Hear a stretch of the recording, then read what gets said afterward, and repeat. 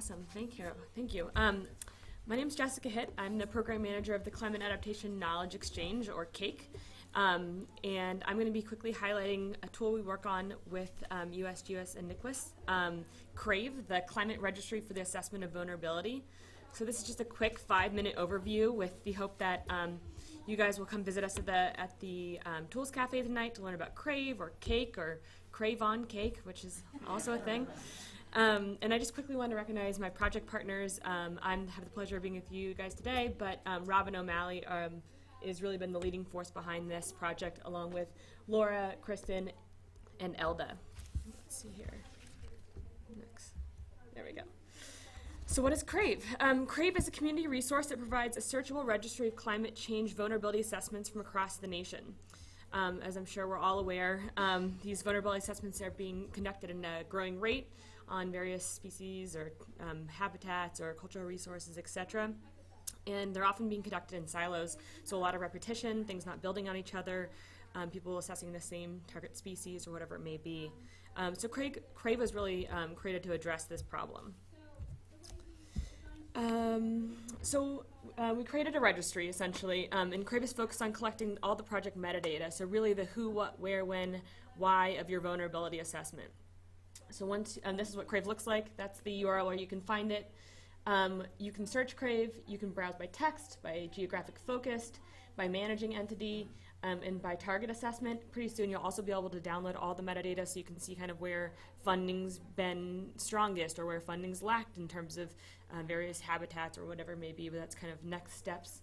You can also add your own information. So say you or a colleague have vulnerability assessment, you can go on, create an account, Fed accounts. I think you can actually use your Fed login. And outside you can create your own account, and then you can kind of go in and add your project information to the site. So how does information get on here? One, everyone here, it's a community resource, so anyone who wants to put their information on CRAVE can do that. As well, we also find the information, contact or stock down project leads and ask them to get it up on there, and so we can share it more broadly. We have some quality assurance. So a gatekeeper from each federal agency will be reviewing their own VA content. Ecoadapt will be responsible for reviewing all non-federal VA content, and then it goes back to the USGS team before final posting. So where does it go after the final review? It goes on CRAVE, but this is a really exciting element of the project. It also goes on CAKE. So you have essentially two different sites with identical shared content. We have slightly different audiences. The CRAVE was originally just kind of looking at creating a registry for the federal agencies to look at what they funded, but they realized that the information would be useful more broadly, so they're trying to share it across a place where people are already going to find climate change and adaptation information. So this is what CRAVE looks like on CAKE. CRAVE on CAKE. A little bit about kind of the CAKE piece of the project. All the content will also be indexed in our search site. So essentially, exactly what's available on CRAVE will be available on CAKE. So if you're just going about your normal business while visiting the CAKE website, which is cakex.org, you'll also find all this vulnerability assessment content now. And we have around 6,000 visitors a month, so when they're just going around their normal business searching by impact or by habitat or whatever it may be, they'll also be finding all this vulnerability assessment information.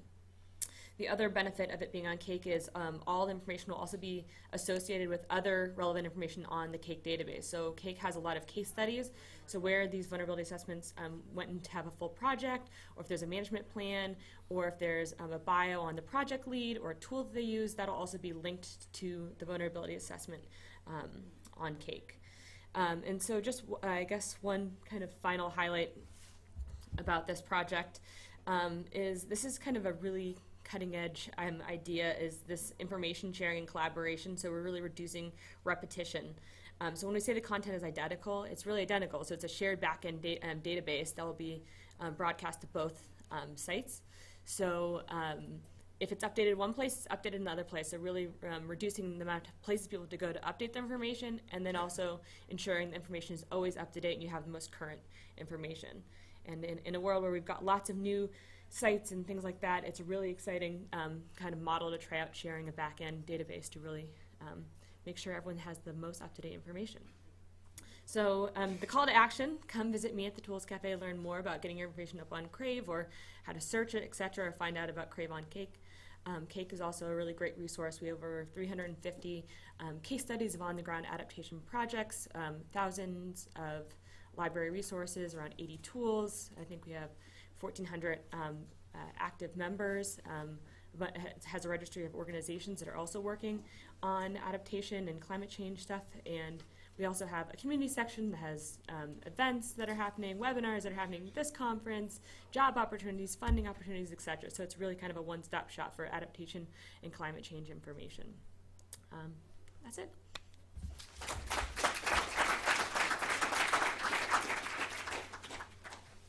Thank you. Oh, yeah, go ahead.